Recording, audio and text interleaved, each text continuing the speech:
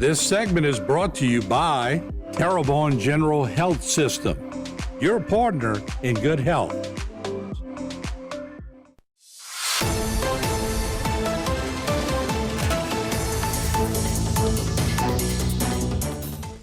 Hello again, everyone, and welcome to Bayou Time from the newsroom here at HTV. I'm Martin Foss. We are now joined by the State Police, Troop C, and there you see Public Information Officer Henry Perez. And Trooper Perez, thank you so much for joining us. We appreciate your time.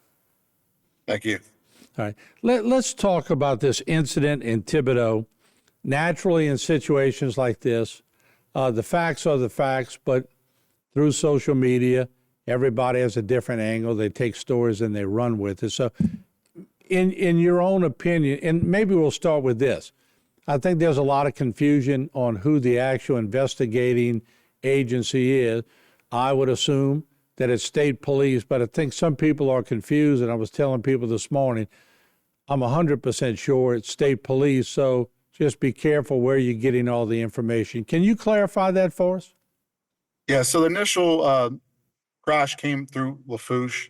It happened on a parish road, and they contacted us to take over the investigation just due to the severity of the injuries. So anytime we have serious injuries or a fatal crash on a parish road, normally we'll take over the investigation because we're more skilled at it because we deal with it more often.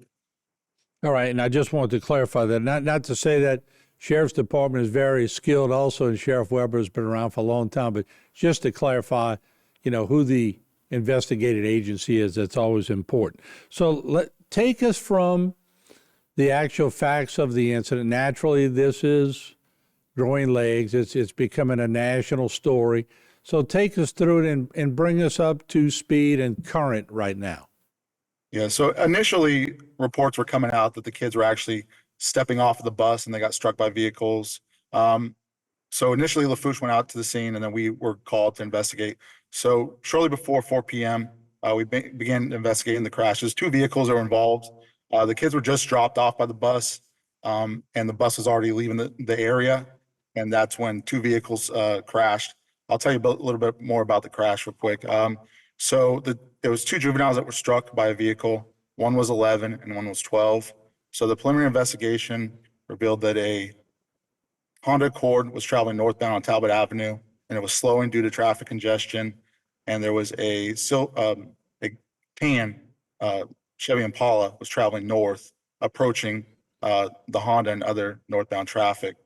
For reasons still under investigation, the Chevy entered the southbound lane in a marked no passing zone while attempting to pass other vehicles. As the Chevy attempted to return to the northbound lane, it lost control and struck the back of the Honda. Following the impact, the Chevy exited the roadway to the right and struck those 2 juveniles that were standing off the side of the road. Yeah, that's unbelievable. Whenever, it's bad enough when we're dealing with adults, but when you're dealing with juveniles and school children, it sort of hits the community pretty hard. What have you learned from this point in the investigation? Like I said, there's a lot of speculation on social media. Is there any alcohol involved? Is the investigation still looking into that? What has taken place? Yeah, so it's still under investigation. Anytime we have a fatal crash or any type of serious injury crash, we get toxicology samples from all parties involved. So determine if there is alcohol or drugs involved. So that's standard. Any serious injury or fatal crash that we handle.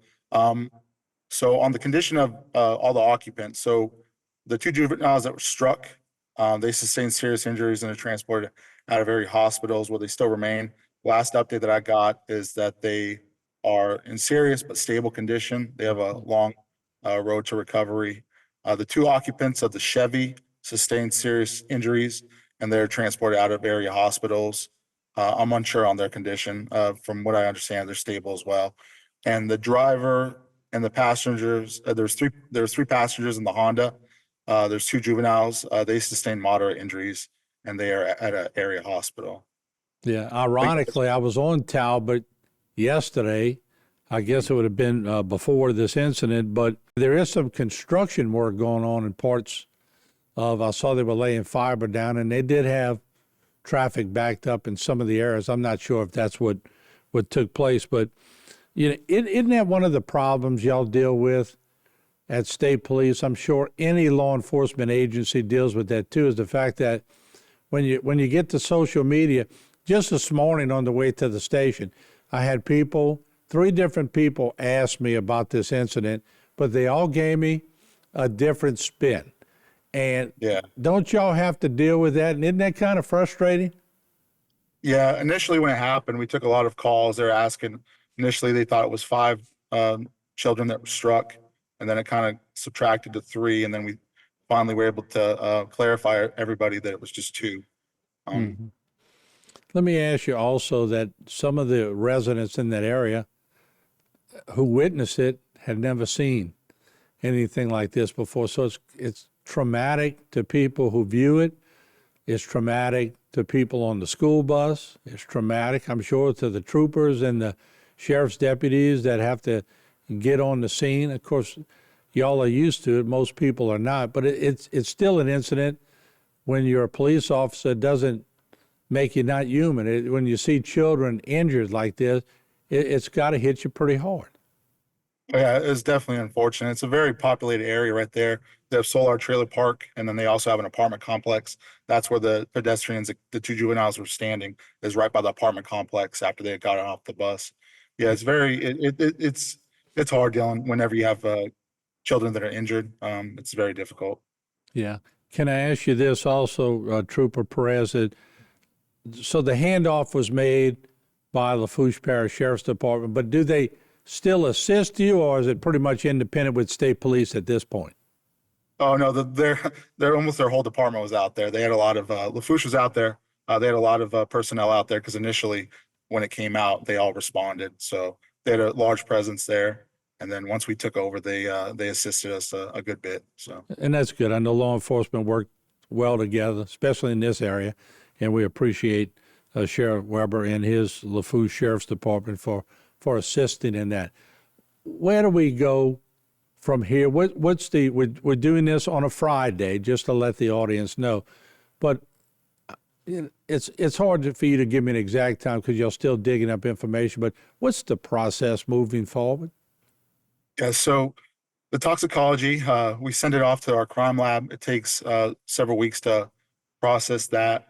Also, so if there was drugs or alcohol involved, that would stiffen the penalty for the driver.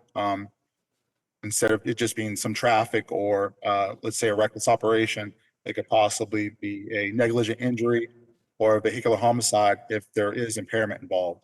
So you don't want to rush out and charge them immediately. You want to kind of wait till we gather all of our evidence to go further.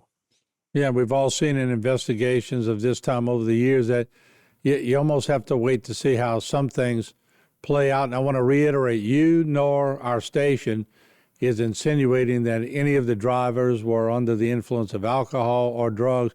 That's why you do the investigation, just to make sure of the impairment, if any, and it may not be any. We just want to reiterate that. But once again, the children, as far as you know, you said, what condition are they in right now? They're serious but stable condition. Okay, all right.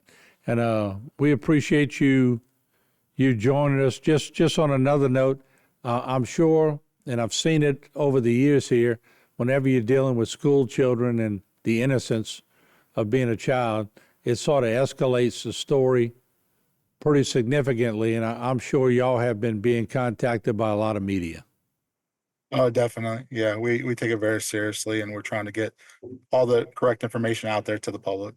Yeah, well, we appreciate you taking time to speak with us and giving us updates. And just feel free to get in touch with me or Jason or anybody at HTV, and we'll give updates as you get the information. But thank you, and thank the state police, and thank the Lafourche Parish Sheriff's Department for their assistance in this accident.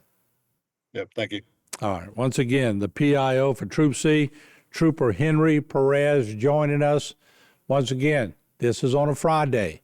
So anything that transpires from this point on, we'll give you updates as we go along.